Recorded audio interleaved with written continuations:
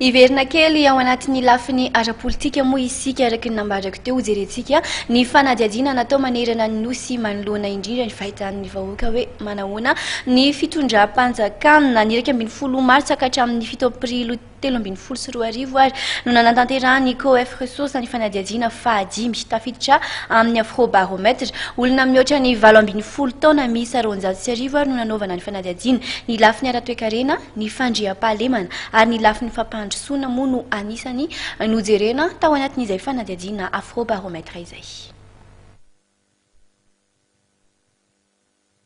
Efatra amby efapolo isanjato malagasy nanaovana fanadihadiana no milaza fa noho ny tsy fahaiza-manao ny mpanao politika no anisany antony voalohany tsy mampandroso ny firenena ary ka ny valin'ny fanadihadiana ny afrobarometre izay tanterahana tamin'ny distrika samihafa teto amin'ny nosy ny volana martsa sy aprily 2024.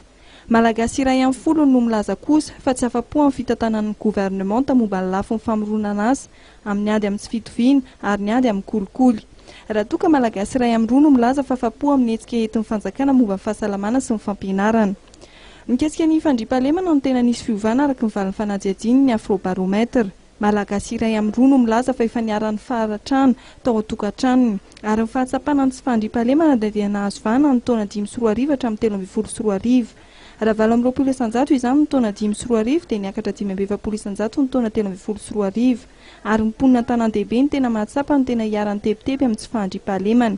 Io maraina io dia tsy amin'ny hôtel Colbert Antaninarenana no nanoloran'ny ekipan'ny COEF ressources miaraka amin'ny RD sy ny Instat ny valin'ny fanadihadiana amin'ny afrobarometre 2024.